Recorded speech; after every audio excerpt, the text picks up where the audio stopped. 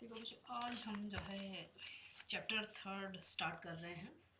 उसका नाम है आपका विद्युत धारा। तो इसमें आपका पहला क्वेश्चन बनता है, विद्युत धारा से क्या अभिप्राय है? 1 एम्पीयर विद्युत धारा में इलेक्ट्रॉनों की संख्या ज्ञात कीजिए। तो फर्स्टली बच्चों, आप लोग जो है विद्युत धारा को आप क्या करोगे, डिफाइन करोगे। तो आपने क्या डेफिनेशन लिखनी है, मैं लिख नहीं रही हूँ, आप लिखोगे किसी चालक में आवेश प्रवाह की दर को विद्युत धारा कहते हैं।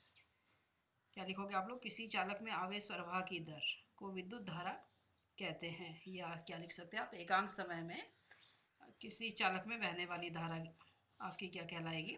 विद्युत धारा कहलाएगी।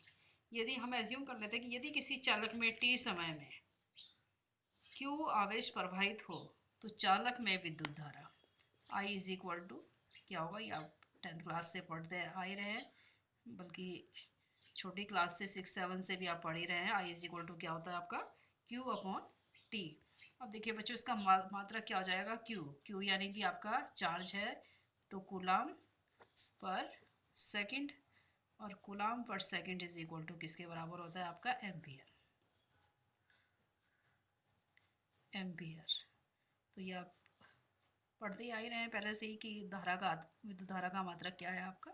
एम्पियर है। अब आगे आपका क्वेश्चन कह रहा है कि 1 एम्पियर विद्युत धारा में इलेक्ट्रॉनों की संख्या ज्ञात कीजिए। यानी कि आपने जो है नंबर ऑफ इलेक्ट्रॉन्स निकालने हैं, कितने आपके होंगे।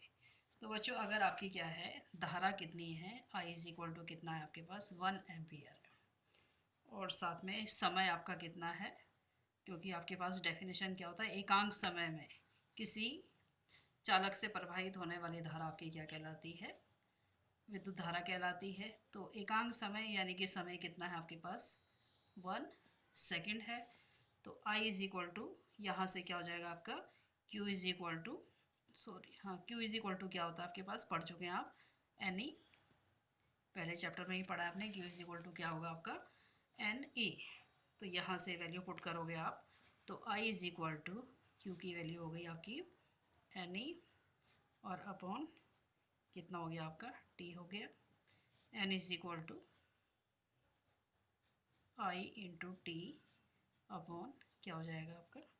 E हो जाएगा। अब I कितना है? 1 एम्पियर। समय भी कितना है आपका? 1 सेकेंड है। और एक इलेक्ट्रॉन पे आपका जो चार्ज होता है वो होता है 1.6 इंटू 10⁻⁻19 कूलम।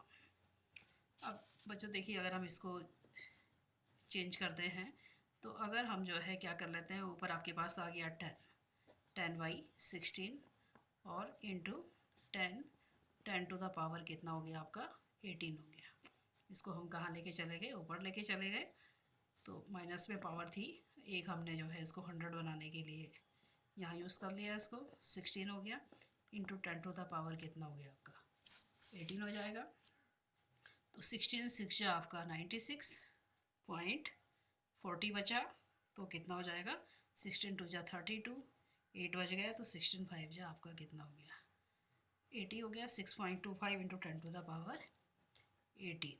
तो ये आपके पास क्या होगा? इसकी कोई यूनिट नहीं होगी, क्योंकि ये क्या है आपकी? एक संख्या है। तो नंबर ऑफ इलेक्ट्रॉन्स आपके कितने हो जाएंगे आपके 1 एम्पियर विद्युत धारा में? 6.25 इंटू 10⁻18। कई बार ये एक नंबर में भी क्वेश्चन पूछ लिया जाता है, तो उस समय आपको इतना ही लिखना है इसको।